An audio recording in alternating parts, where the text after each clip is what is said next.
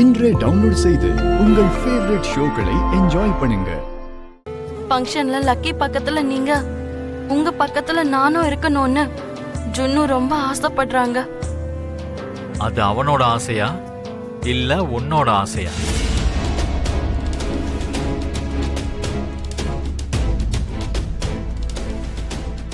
இந்த மாதிரி நீ இன்னும் எத்தனை தடவை என்ன ஏமாத்த போற? அன்னைக்கு நீ அந்த பிரவீன் மிட்டல் கூட சேர்ந்து என் முதுகுல குத்துனப்பவே என் மனசு உடைஞ்சு போச்சு. என்கிட்ட எதுவும் சொல்லாம நீ போனப்ப மீதி இருந்த அந்த பாதி பாசமும் உடைஞ்சு போயிருச்சு. நீ உயிரோட இருந்தும் கூட நான் என்ன ஆன எப்படி இருக்கேன்னு நீ கண்டுக்கவே இல்லை.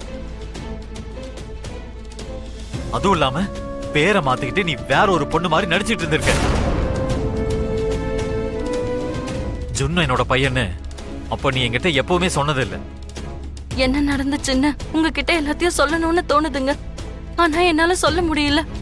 இப்போ வந்து ஜுன்னு என்னோட பையங்கிற, என்ன அவனோட அப்பாவே இருக்க சொல்ற. ஃபங்க்ஷன்ல நீ என் கூட பக்கத்துல இருக்கணும்ன்ற.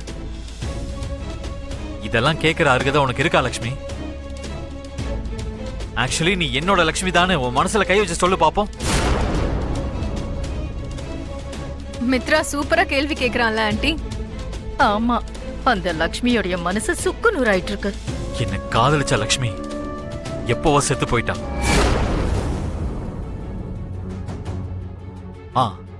அதோட மித்ராவும் எப்போவோ செத்து போயிட்டான். தயவு செஞ்சு அப்படி சொல்லாதீங்க. ஏன் தினமும் பொய்யா சொல்லி சொல்லி இப்போ உண்மையை உன்னால கேட்க முடியலையா? உன்ன மாதிரி பொய் சொல்ல வேண்டிய அவசியம் எனக்கு கிடையாது. அதுவும் இல்லாம உன்னை ஏமாத்தோ எனக்கு தெரியாது. அதுவும் என்னை என்னால ஏமாத்திக்க முடியாது. அதனால்தான் நான் உண்மையா சொல்றேன். உன் மேல எனக்கு பாசமே இல்லை, நம்பிக்கையும் போயிடுச்சு. உனக்கும் எனக்கும் மத்தியில இனிமே எதுவுமே இல்லை.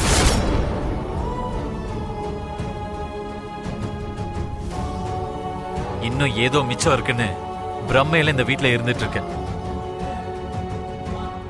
அது இனி உனக்கு கிடைக்காதுன்னு எவ்வளவு சீக்கிரம் நீ தெரிஞ்சுக்கிறியோ உனக்கு அவ்வளவு நல்லது. பசங்களுக்காக தான் நான் கேக்குறேங்க. நான் லக்ஷ்மியா கேட்கல, ஒரு தாயா நான் கேக்குறேங்க. நீ ஜுன்னுக்கு மட்டும்தான் தாய், லக்கி என்னோட பொண்ணு. பசங்கன்னு சொல்லி ரெண்டு பேரையும் சேர்க்காத. சரி ஓகேங்க. லக்கி உங்களோட பொண்ணு, ஜுன்னு என்னோட பையன். அவங்களுக்காக நான் கேக்குறேங்க. இந்த ஒரு தடவை முடியாதுன்னு சொல்லாதீங்க. உங்களை கையெடுத்து கும்பிட்டு கேட்டுக்கிறேங்க.